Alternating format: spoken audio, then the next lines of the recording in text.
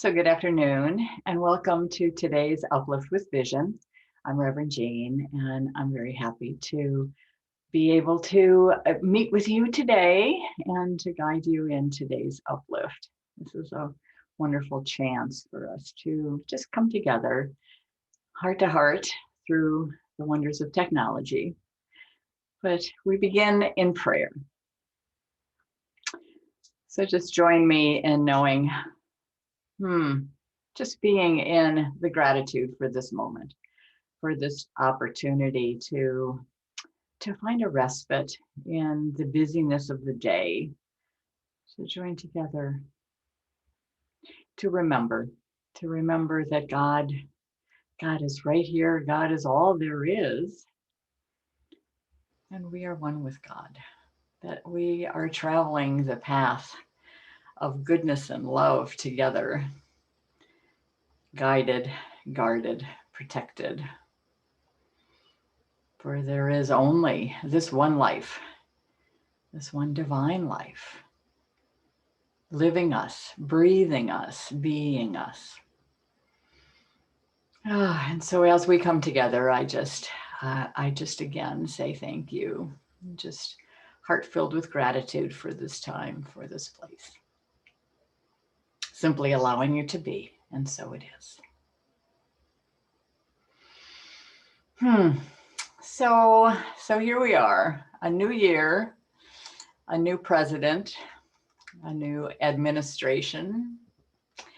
And I'm hearing a lot of words and references to forging a new path and moving in a new direction. Well, all good things, I think. Mostly because I know that spirit is always moving and always seeking a greater expression of good, a greater expression of life and of all the qualities of God. But I also recognize that finding your way in the midst of change is not easy. It demands courage and commitment. And I'm not just talking about politics or life choices or careers or relationships. You know, those are all outer expressions, outer experiences, the scenery along our life journey. I'm talking about where they originate, from our inner roadmap, and where a different kind of compass is required.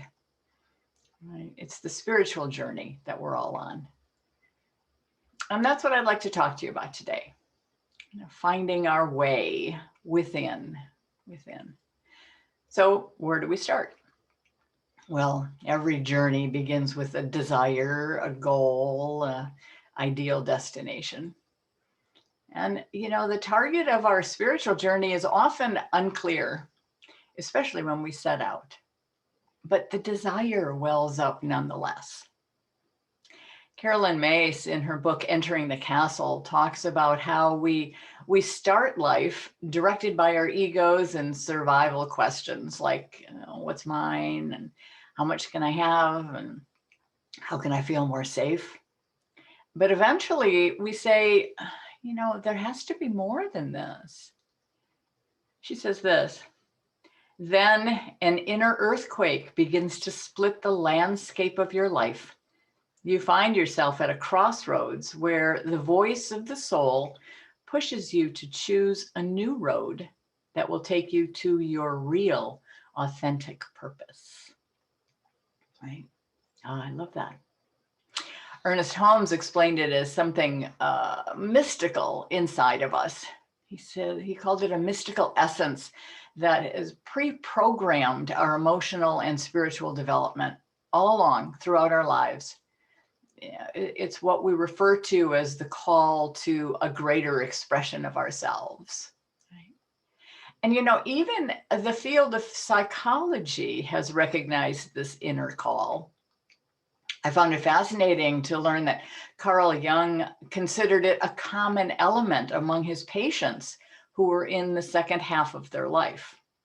He found that those who came to him younger than 35 were mostly working on developing their egos, right? Feeling secure enough in themselves to build a family, to build a career, to build a relationship. But everyone older, the issues they had were inherently related to their search for what he called a religious outlook on life. And he's not talking about searching for a church or religion necessarily, but I think it was more talking about that longing to follow the divine urge, that which calls us to move past our old and limited view of ourselves, right? The masks, the images, the titles, the roles that we play, our ego self. And instead to embrace the larger truth of what we are, of who we are, co-creators with God. That's our true self. And so we start on the path, this spiritual journey, to find our way from head to heart, from outer to inner, from victim to co-creator. I wonder if anything comes to your mind of when you had that moment of truth, the start of your search for something more. For some, it can be a gradual process of unfoldment and awakening. For others, a sudden lightning bolt, a tearful prayer for help with deep surrender, or a gentle letting go. You know, each person's different, but the call is the same. Again, what Carolyn Mace calls the voice of the soul that pushes you to choose a new road that will take you to your real, authentic purpose. Well, frankly, you wouldn't be here if you hadn't heard that inner voice. So here we are together, right, on this unfamiliar road, finding our way, fellow travelers. And here's a simple truth to keep in mind along that path. Getting lost is a natural part of the journey. Let me say that again. Getting lost is a natural part of that journey. I read once that a plane flying from San Diego to Hawaii is only on a direct course less than 10% of the time. Mostly it's zigging and zagging across the Pacific Ocean. The pilot is constantly repositioning as his radar and the various towers direct him. Kind of like our lives, right? And mistakes are how we learn. So I think giving ourselves permission to grope about in the dark is important, right? And there's a great gift that results in that too, because it teaches us to trust our instincts, to trust God, Spirit, to trust. Which brings me to my GPS and how it saved my life story. You see, I have no innate sense of direction. None, zip. I'm incapable of visualizing north, south, east, or west. To me, everything is either forward or backward. And if in doubt, turn right. So after a lifetime of being navigationally challenged, I finally found the cure. I bought a GPS, yes. Which I think the inventor, by the way, should be put up for sainthood. Absolute genius. But you know, it was interesting because I didn't feel that way at first. And that was because I had a hard time trusting it. I remember the first few weeks that I had it, I kept testing it on places that I already knew how to get to. And I was constantly disappointed and frustrated that it chose different routes, wrong routes in my mind. It was a real process. I had to learn how to surrender to the idea that, you know what, there's more than one right way. Imagine that. One of my favorite things about the GPS is no matter how I questioned it, and I still do sometimes, it never talks back, right? If the GPS says turn right and I ignore it and turn left, it doesn't say, oh, you stupid idiot. I said turn right. You're not listening again. No, it simply says recalculating. That's it. And it automatically calculates the route from where I currently am, giving me yet another option to get to my destination. And I think that's very much what God, what Spirit does on our spiritual journey too. You know, we determine our destination. We set a goal of maybe getting closer to God or being a greater expression of our divine selves. And we put that into our spiritual GPS, right? Our God positioning system. And Spirit begins to guide us to our destination. We may not trust the guidance at first. We may want to check it and, take it slow. No problem. The GPS follows our lead, recalculating our path. It says, oh, you want to stay in that unhealthy relationship a little longer? No problem. Recalculating. Oh, you're too frightened to take that class right now? No problem. Recalculating.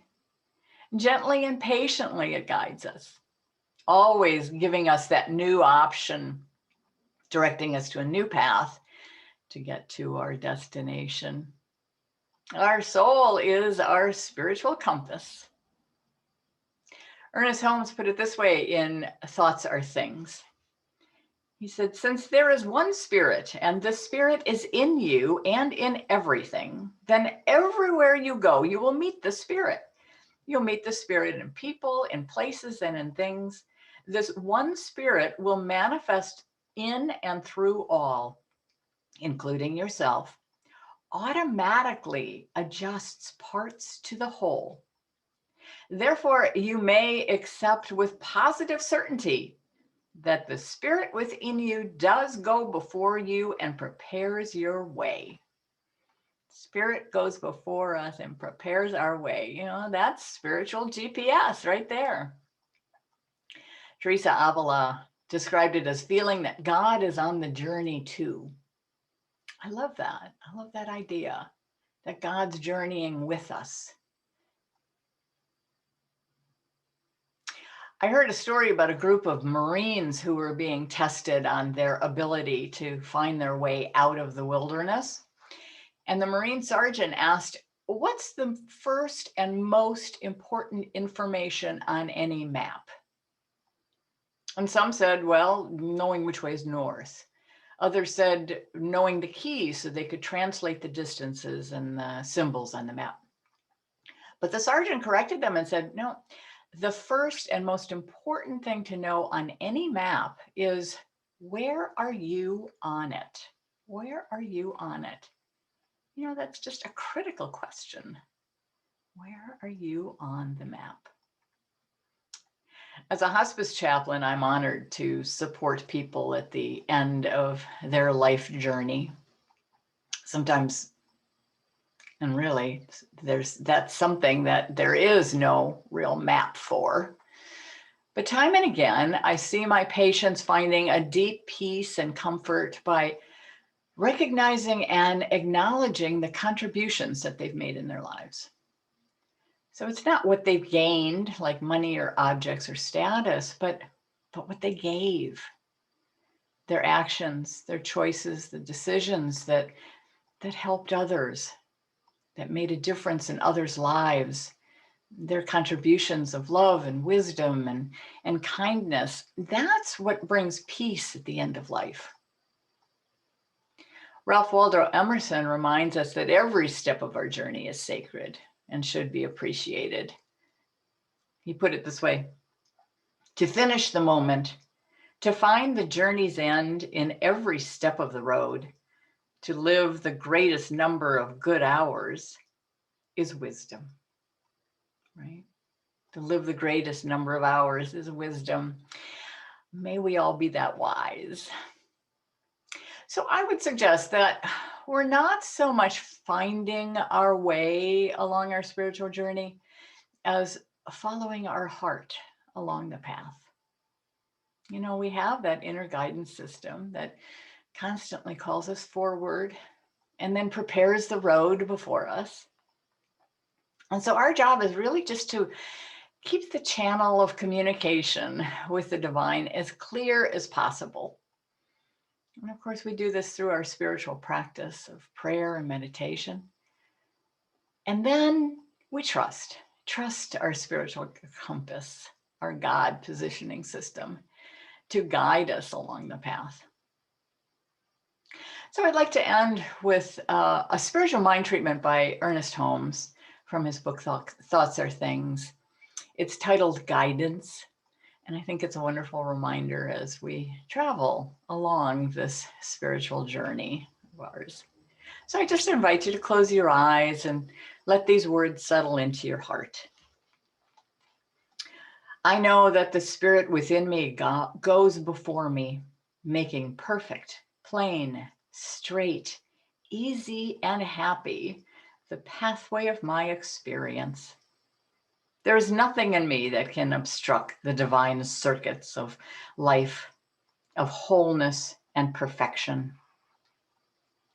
My affirmative word dissolves every negative thought or impulse that would throw a shadow of imperfection across the threshold of my experience.